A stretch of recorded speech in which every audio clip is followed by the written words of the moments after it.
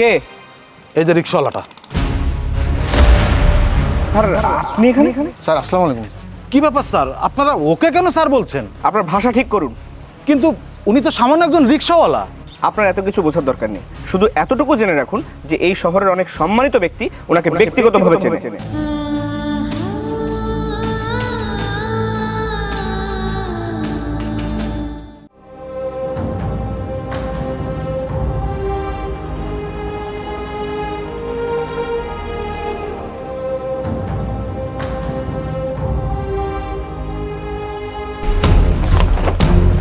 Sir আপনি আমার মতো ছাতা কেন ধরেছেন? স্যার আপনি হেঁটে যাচ্ছেন আর আমি গাড়ি নিয়ে কিভাবে আপনার আগে চলে যাই? তাছাড়া ওয়েদার প্রচণ্ড প্রখর, এখানে তো প্রচুর রোদ স্যার। দেখুন আপনি স্যার কাকে বলছেন আমি তো বুঝতে পারছি না। স্যার আমি আলামিন, আপনি আমাকে চিনতে পারছেন না? দেখুন আলামিন সাহেব, আমি আপনাকে চিনতে পারিনি, সরি। আর হয়তো আপনি যাকে ভাবছেন আমি সে না। স্যার আপনি ঠিক আছেন তো? আমার উপর রাগ করেননি তো? প্লিজ ভাই আপনি যান, আমাকে যেতে দিন। স্যার প্লিজ গাড়িতে চলুন।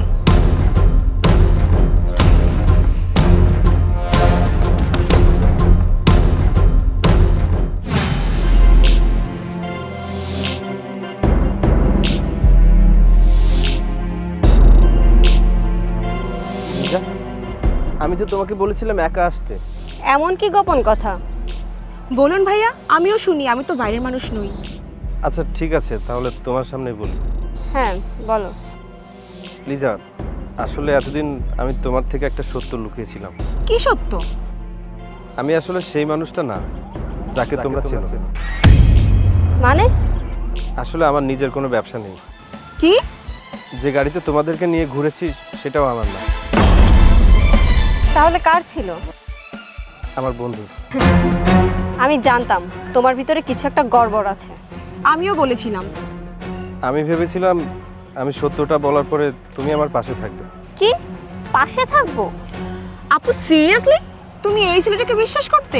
আরে আমি তো ভেবেছিলাম বড়লোক পরিবারের কোনো একটা ছেলে। আর এখন দেখো। আমি মিথ্যা বলেছি এটা ঠিক, কিন্তু তোমার প্রতি আমার ভালোবাসাটা সত্যি ছিল। ভালোবাসা? আপু ও ভালোবাসার কথা বলছে। এখনকার যুগে ভালোবাসা বলতে কিছু হয়? কি ব্যাপার, তোমরা হাসছো কেন? কারণ তুমি স্বপ্ন দেখছো। তোমার নিজের অবস্থা কখন আয়নায় দেখেছো? তুমি ভাবলে কি করে আমি তোমার মতো একটা ছেলের সাথে কষ্টে সারাটা জীবন পার করব? লিজা, আমি শুধুমাত্র চাই তুমি আমার পাশে থাকো, আর কিছু নয়। তোমার পাশে থেকে আমি কি পাবো? লিজা, আমি কষ্ট করব, আমি পরিশ্রম করব, আমি তোমার জন্য সব কিছু করতে পারি। আমাদের অবস্থার পরিবর্তন হবে, তুমি সুখে থাকতে পারবে। সবাই একই ডায়লগ দেয়, কিন্তু দিন শেষে কিছুই করতে পারে না। শোনো হিমেল, আমি তোমাকে একটা কথা বলি, আমি বড় স্বপ্ন দেখি। আমি গাড়িতে ঘুরতে চাই, বড় বাড়িতে থাকতে চাই, সম্মানের জীবন চাই। আর যদি এসব কিছু আমার না থাকে? তাহলে আমারও তোমার সাথে কিছু নেই।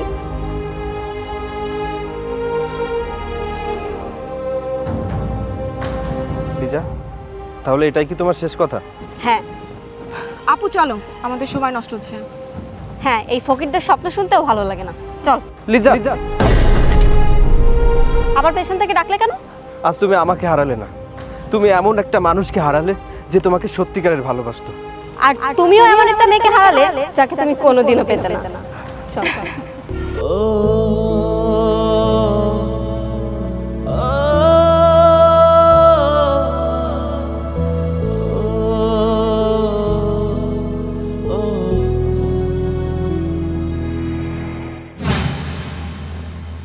রিক্সা, রূপসা যাবি?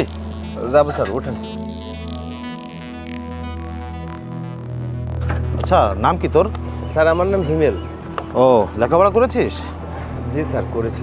কি বলিস, লেখাপড়া শিখে শেষমেশ রিক্সা চালাতে হচ্ছে? আসলে তোদের মতো লোকদের দেখলে না মায়া লাগে, জীবনটা নষ্ট করে ফেলেছিস। স্যার কোনো কাজই তো ছোট না। এসব সিনেমার ডায়লগ আমাকে শোনাস না। পৃথিবীতে টাকাই সব। টাকা থাকলে মানুষ সম্মান করে, আর টাকা না থাকলে কেউ চিনেও না। হতে পারে স্যার। হতে পারে না, এটাই সত্য। তোর দিকে তাকালে বোঝা যাচ্ছে জীবনে কিছুই করতে পারিস না।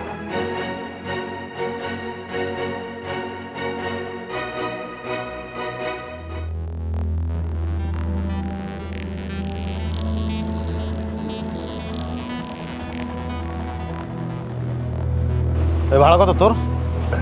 স্যার 100 টাকা। কি 100 টাকা? এই তোর রিক্সা কি বিমানে উড়ে এসেছে? স্যার এই রুটের ভাড়া তো 100 টাকাই। 100 টাকা? উনি 100 টাকা বললো আর আমাকে 100 টাকায় দিতে হবে। যত সব। এনে তো ভাড়া 40 টাকা।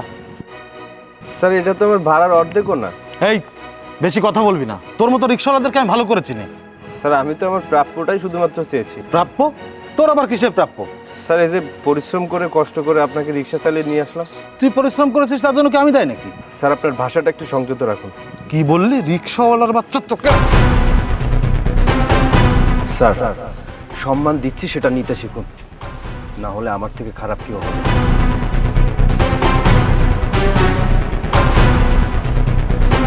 রিক্সাওয়ালার বাচ্চা, তুই আমার হাত ধরেছিস, আবার আমাকে অপমান করেছিস। আশেপাশের লোকজন দেখেছে তুই আমাকে অপমান করেছিস। গরিবের বাচ্চা। স্যার গরিব হয়ে জন্মানোটা কোনো অপরাধ নয়, কিন্তু গরিব বলে গালি দেওয়াটা একটা অপরাধ। তাই নিজের লিমিটের মধ্যে থেকে কথা বলবেন। বুঝতে পেরেছি, পুলিশ ডাকতে হবে, কারণ তোর মতো ছোট লোকের গায়ে হাত দিয়ে আমি আমার হাতটা নোংরা করতে চাই না।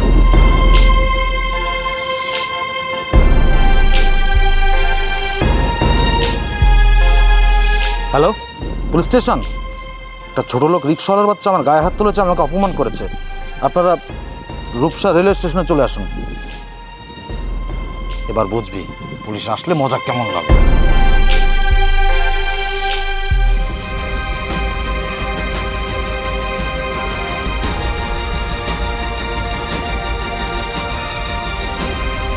কি হয়েছে এখানে?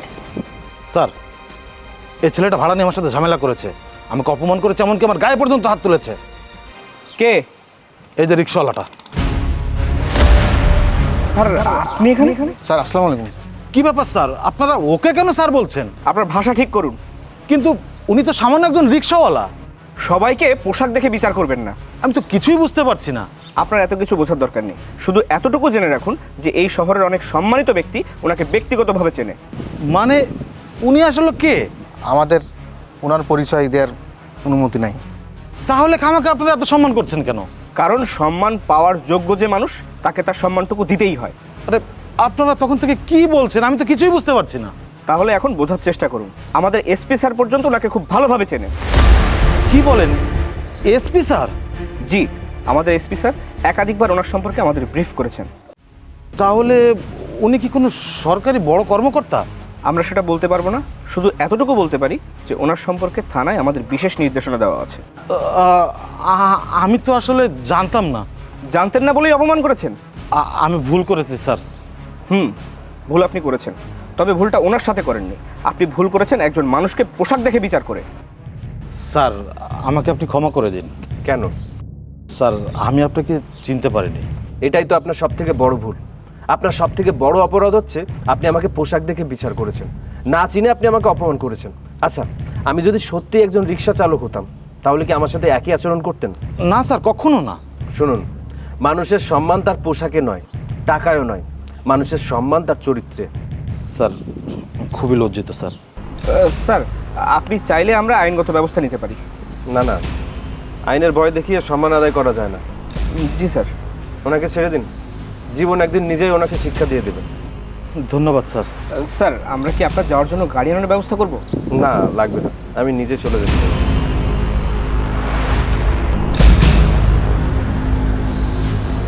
স্যার আমি তাহলে আসি। আসসালামু আলাইকুম। ওয়ালাইকুম আসসালাম। আসুন, চলো।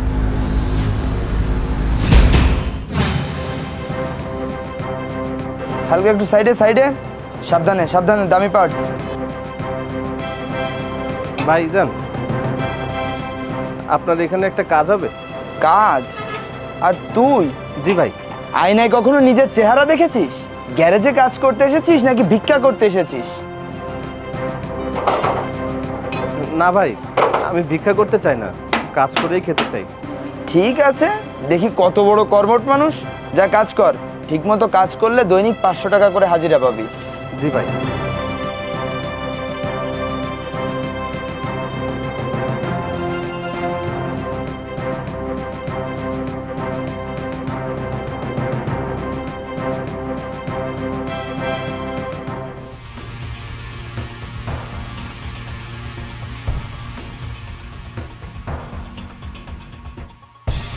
ভাইজান, আজকে টাকাটা দেবেন? কত টাকা? ভাইজান আপনি 500 টাকার কথা বলেছিলেন না? 500 টাকা? এই তোর কাজের দাম 500 টাকা? হ্যাঁ, আপনিই তো বলেছিলেন। আমি তো অনেক কিছুই বলি। কিন্তু ভাইজান, আমি তো সারাদিন কাজ করেছি। এই নে 100 টাকা। 100 টাকা? বেশি মনে হলে ফেরত দিয়ে দে। কিন্তু ভাইজান, এটা তো অন্যায়। তুই আমাকে ন্যায় অন্যায় শেখাবি? আমি তো শুধু আমার পাওনাটা চেয়েছি। এই তোর মতো লোকের আবার পাও না? দেখ, তোকে যে টাকা দিয়েছি না ওটা নিয়ে এখান থেকে যা, না হলে একটি টাকাও পাবি না। ও, তোর মতো ভিখারির আবার ফোনও আছে?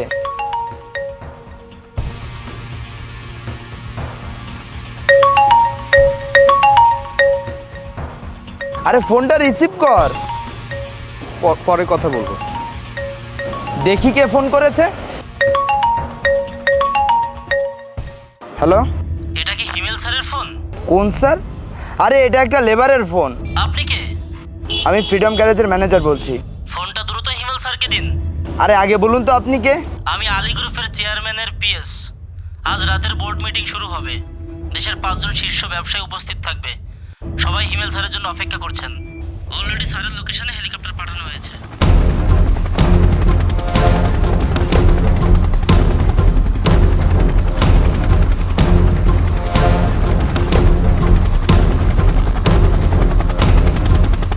স্যার, আপনারা হেলিকপ্টারটা নিয়ে চলে যান, আমি পরে গাড়িতে আসছি।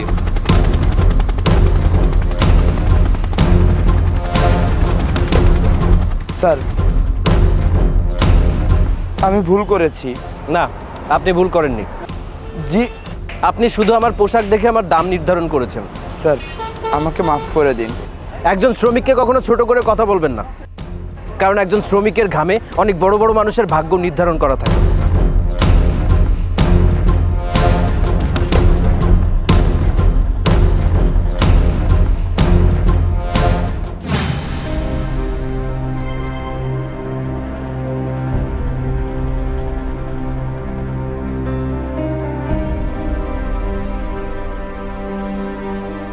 আরে লিজা, কোথায় যাচ্ছ? এ কে লিজা? আরে পুরনো পরিচিত, এখন গ্যারেজে কাজ করে। ও আচ্ছা, তাই বলো। দেখেই তো বোঝা যাচ্ছে অনেক কষ্টে আছে। জীবন সবাইকে সমান সুযোগ দেয় না। তো হিমেল, চাকরি কেমন যাচ্ছে? আলহামদুলিল্লাহ। তো মাসে বেতন কত? হিসাব করা হয়নি। মানে বেতন এতই কম যে বলতেই লজ্জা লাগছে।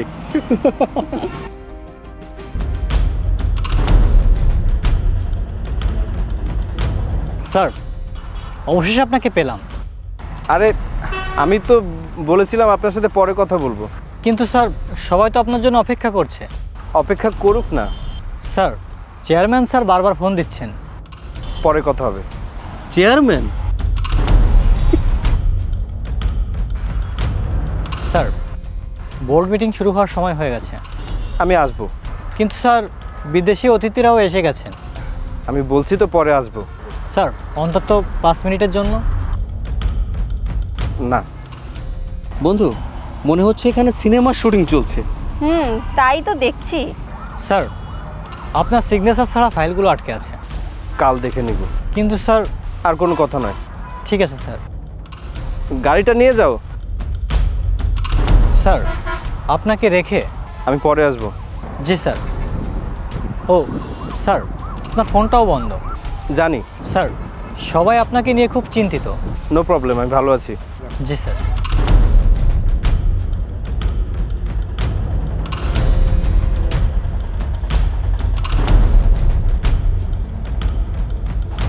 ও মা, বিদেশি অতিথি, বোর্ড মিটিং। আবার নাকি ফাইল সাইন। বলছি কত টাকা দিয়েছো লোকটাকে? কিসের জন্য? কিসের জন্য আবার? নাটক করার জন্য। তবে যাই বলো, অভিনয়টা কিন্তু ভালোই করেছে। হিমেল, তুমি তো আগে এমন ছিলে না। কেমন? মিথ্যা বলে অন্তত নিজেকে বড় দেখানোর চেষ্টা করতে না। আমি তো কিছু বলিনি। তোমার বলার আবার কি দরকার? লোক দিয়ে তো বলিয়েই নিয়েছো। শোনো, গরিব হওয়াটা লজ্জার না, আমি জানি। কিন্তু গরিব হয়ে বড়লোক সাজার চেষ্টা করাটা লজ্জার। একদম ঠিক। গায়ে গ্যারেজের তেলের গন্ধ, আর কথাবার্তা যেন কোনো বড় কোম্পানির মালিক। শোনো, তোমাকে একটা উপদেশ দিই। দাও। মানুষকে মিথ্যা স্বপ্ন দেখিয়ে কখনো সম্মান পাওয়া যায় না। ঠিক বলেছো। অন্তত নিজের বাস্তবতাটা মেনে নাও। বাস্তবতা একদিন সবাই মেনে নেয়। কিছু বললে? কিছু না। আরে যাও যাও, তোমার বোর্ড মিটিংয়ের আবার দেরি হয়ে যাবে। আল্লাহ হাফেজ।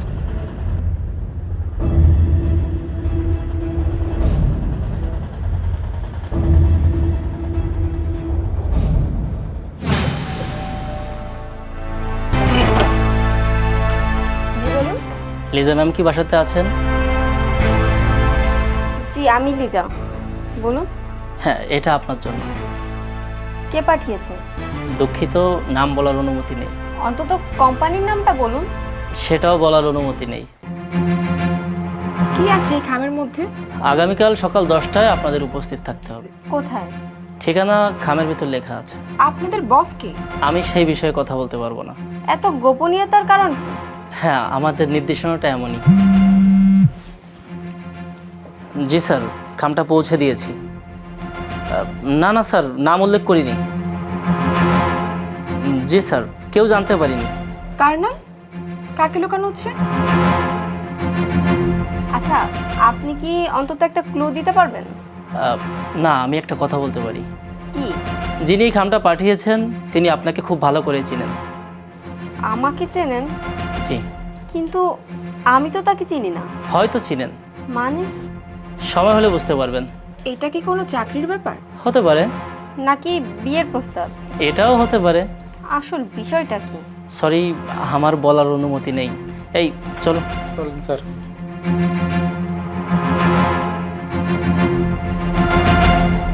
ব্যাপারটা কেমন অদ্ভুত না? খুবই অদ্ভুত। কে হতে পারে?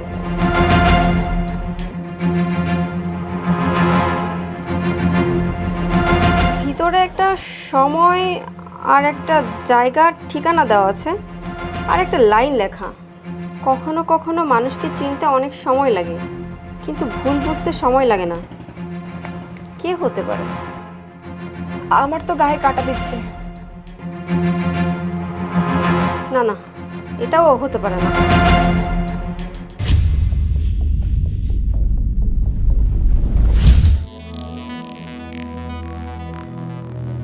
আসসালামু আলাইকুম। ওয়ালাইকুম আসসালাম। কি ইন্টারভিউ দিতে এসেছেন? জি, আমি ভেবেছিলাম কোনো অফিসে ইন্টারভিউ হবে, কিন্তু এখানে হবে সেটা ভাবিনি। কোথায় হবে সেটা কোম্পানির সিদ্ধান্ত। Your name? Liza Akter. Okay, বসুন।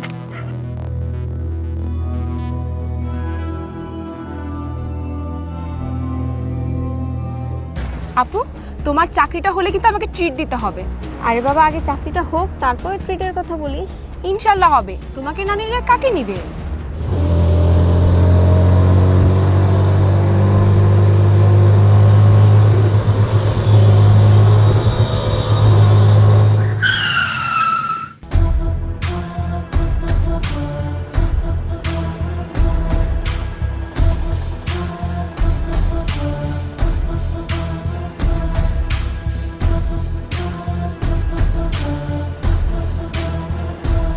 এই, আমাদের চেয়ারম্যান স্যার আসছেন, সবাই উঠে দাঁড়িয়ে ওনাকে সম্মান জানান।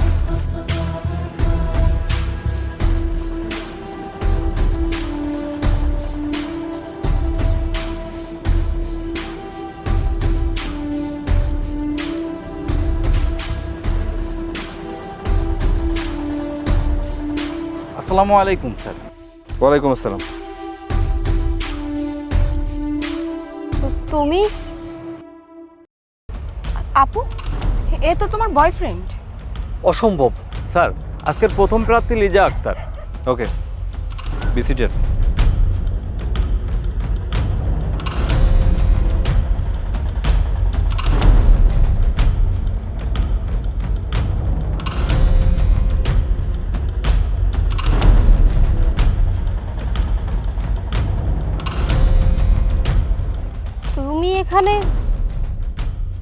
তুমি এখানে কি করছো? ইন্টারভিউ নিচ্ছি। মানে? জাস্ট ওয়েট, সব কিছু ক্লিয়ার হয়ে যাবে। পার্কে যে লোকটা তোমাকে স্যার বলছিল, সে কি এই কোম্পানির লোক? হতে পারে। তুমি সত্যটা বলনি কেন? তুমি কি শুনতে চেয়েছিলে? মানে? মানুষ যখন নিজে থেকে সিদ্ধান্ত নিয়ে ফেলে তখন সত্য বললেও সে বিশ্বাস করে না। স্যার, ব্যাংক থেকে লোক এসে বসে আছে অফিসে, আপনার সাথে মিটিং করবে। অফিসে ওয়েট করতে বলো, আমি আসছি পরে। জি স্যার। সবাই তোমাকে স্যার বলছে কেন? এখনো কনফিউশন? ওকে, আলামিন।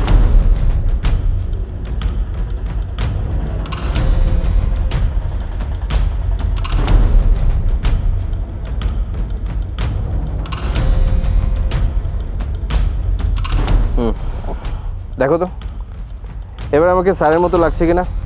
এই ব্লেজারটার কমতি ছিল, রাইট? আই থিঙ্ক আমাকে এবার স্যারের মতো মনে হচ্ছে। So no need this blazer, নিয়ে যাও।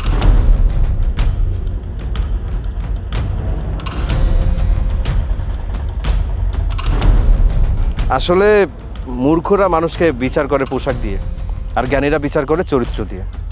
এখানে সবাই আমাকে স্যার ডাকে কারণ এখানে সব কিছু আমাকে রিপোর্ট করতে হয়। গাড়ির আমি কিছুই বুঝতে পারছি না। বুঝতে গেলে সময় দিতে হয়। স্যার, আমরা কি ইন্টারভিউ শুরু করতে পারি? অফকোর্স।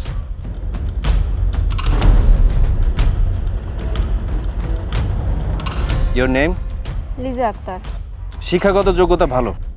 ধন্যবাদ। এই চাকরিটা কেন করতে চান? নিজের পায়ে দাঁড়ানোর জন্য। গুড। Next question. একটা বাঘ হরিণের পিছনে ছুটছিল ক্ষুধা নিবারণের জন্য, আর হরিণটা ছুটছিল তার প্রাণে বাঁচার জন্য। আপনি কার পক্ষে, বাঘের নাকি হরিণের? হরিণের। কারণ? কারণ ও বাঁচতে চায়। আর বাঘ? ওরও তো বাঁচতে হবে। তাহলে? দুজনেই নিজের জায়গা থেকে ঠিক। এক্স্যাক্টলি। জীবনে আমরা সবসময় এক পক্ষের কথা শুনে অন্য পক্ষকে দোষী মনে করি, বাট আমরা আসল সত্যটা জানার চেষ্টা করি না। কংগ্রাচুলেশনস, মানে? You are selected. সত্যি? ইয়া। তোমার সাথে এত কিছু করার পরেও তুমি আমার সাথে এত ভালো ব্যবহার করছো কেন? কারণ মানুষের ব্যবহারে আমার চরিত্রের উপরে কোনো প্রভাব পড়ে না। কিন্তু আমি তো তোমাকে অনেক কষ্ট দিয়েছি। কষ্ট তো মানুষ আপনজনের কাছ থেকেই পায়। আমি তোমাকে ভুল বুঝেছিলাম। ভুল সবাই করে, কিন্তু কষ্টটা তখনই লাগে যখন সে সত্যটা জানার চেষ্টা করে না। তুমি নিজের পরিচয় লুকিয়েছিলে কেন? কারণ আমি মানুষের আসল রূপটা দেখতে চেয়েছিলাম। নাম শুনে যে মানুষকে সম্মান দেয় সে মানুষকে আসলে সম্মান দেয় না, সে তার অবস্থানকে সম্মান দেয়। আমি খুবই লজ্জিত। লজ্জা পেও না, কারণ শুধু তুমি একা না। গত 1 মাসে আমি মানুষের রূপ দেখেছি। মানুষের পকেটে টাকা থাকলে সবাই তাকে সম্মান করে, সবাই তার খোঁজ নেয়, কিন্তু পকেটে টাকা না থাকলে কেউ মনেও রাখে না। তুমি কি আমাকে ক্ষমা করতে পারবে? অনেক আগে করে দিয়েছি, কারণ রাগ ধরে রাখলে নিজেরই ক্ষতি হয়। স্যার, একটা কথা বলতে পারি? Yeah sure. আমাকে চিনতে পেরেছেন? হ্যাঁ, চিনেছি। সেদিন আমিও আপনাকে অপমান করেছিলাম, বলেছিলাম নিজের অবস্থান বুঝে স্বপ্ন দেখবেন। মনে আছে? আমি বলেছিলাম আমার আপুর আশেপাশে ঘোরাফেরা করবেন না। হ্যাঁ, সেটাও মনে আছে। আমি ভেবেছিলাম আপনি একজন ব্যর্থ মানুষ, সাধারণ মানুষ হওয়া তো কোনো অপরাধ নয়। কিন্তু আমরা তো আপনাকে ছোট করে দেখেছিলাম। তোমরা আমাকে না, তোমরা অ্যাকচুয়ালি আমার পোশাক দেখে আমাকে বিচার করেছিলে। স্যার, আমাদের ক্ষমা করবেন। ক্ষমা তো অনেক আগেই করে দিয়েছি। একটা কথা কি জানো, ক্ষমা করতে গেলে শক্তির প্রয়োজন হয়, আর প্রতিশোধ নিতে গেলে রাগের। স্যার, আজ বুঝতে পারছি মানুষকে দেখে বিচার করাটা কত বড় ভুল। একটা কথা মনে রাখবে, প্রকৃত শিক্ষা হলো খালি পকেটে থাকা একজন মানুষকে সম্মান করা। কারণ টাকা আজ আছে কাল নেই, বাট ক্যারেক্টার মানে চরিত্র যদি ঠিক থাকে তাহলে মানুষ সব হারিয়েও সম্মান পায়। আজীবন মনে রাখবো স্যার। তুমি এত বড় লোক হয়ে ছদ্মবেশ নিয়েছিলে কেন? আমি মানুষের আসল রূপ দেখতে চেয়েছিলাম, মানুষকে চিনতে চেয়েছিলাম। ছোটবেলা থেকে বাবার টাকা পয়সায় বড় হয়েছি, টাকা পয়সার কখনো কোনো মূল্য করিনি। আমি জানতাম টাকা দিলে সবই পাওয়া যায়, কিন্তু বাবা আমাকে বলতেন, মানুষকে চিনতে চাইলে নিজের পরিচয় লুকিয়ে বের হয়ে দেখ, তখন বুঝবি কে তোর আর কে তোর টাকার। আমি বাবার কথা বিশ্বাস করিনি, কিন্তু একদিন বাবার সাথে আমার তর্ক হয়। তখন বাবার সবাই আমাকে ভালোবাসে। তোকে না, তোর অবস্থানকে ভালোবাসে। প্রমাণ? 1 মাস নিজের পরিচয় থেকে লুকিয়ে থাক, তারপরে সে বলিস তুই ঠিক ছিলি না, আমি ঠিক ছিলাম। ঠিক আছে, আমি রাজি। 1 মাস নিজের পরিচয় লুকিয়ে রাখলাম। প্রথম সপ্তাহে দেখলাম যাদেরকে বন্ধু ভেবেছিলাম তারা কেউ খোঁজ নেয় না, যাদেরকে আপন ভেবেছিলাম তারা কেউ পাশে থাকে না, আর যাকে সব থেকে বেশি বিশ্বাস করেছিলাম সেও ছেড়ে চলে যায়। তখন বুঝলাম যারা এতদিন আমার পাশে ছিল তারা কেউ হিমেলের পাশে ছিল না, ছিল হিমেলের টাকার পাশে।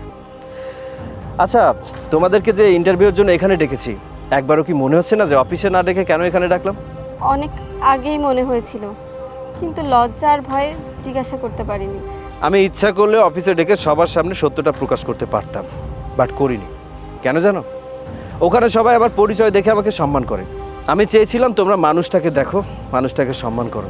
মনে পড়ে এই সেই জায়গা যেখানে তোমরা আমাকে অপমান করেছিলে। আমি ভেবেছিলাম আমি সত্যটা বলার পরে তুমি আমার পাশে থাকবে। কি পাশে থাকবো? আপু সিরিয়াসলি তুমি এই ছেলেটাকে বিশ্বাস করতে? আরে আমি তো ভেবেছিলাম বড়লোক পরিবারের কোনো একটা ছেলে। আর এখন দেখো।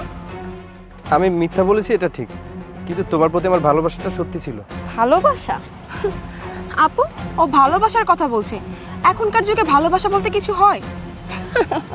আজ তুমি আমাকে হারালে না, তুমি এমন একটা মানুষকে হারালে যে তোমাকে সত্যিকারের ভালোবাসতো। আর তুমিও এমন একটা মেয়েকে হারালে যাকে তুমি কোনোদিনও পেতে না। আমি চেয়েছি এই জায়গাতে তোমাদের সামনে সত্যটা প্রকাশ পাক, যাতে সবাই বুঝতে পারে সম্মান পদবীর জন্য নয়, সম্মান মানুষের জন্য হওয়া উচিত। আমি যদি অফিসের চার দেয়ালের মাঝখানে সত্যটা প্রকাশ করতাম তাহলে কতিপয় কিছু মানুষ জানতো, বাট আমি চেয়েছিলাম যে স্থানে আমাকে অপমান করা হয়েছিল সেখানেই সত্যটা প্রকাশ পাক, কারণ সত্য সবসময় সুন্দর। I have a meeting, I got to go. By the way, আপনি তো আলী গ্রুপের একজন এমপ্লয়ি, রাইট? আপনি নিচেও জানেন না আলী গ্রুপের চেয়ারম্যান কে? Very unprofessional. From this time be professional, okay?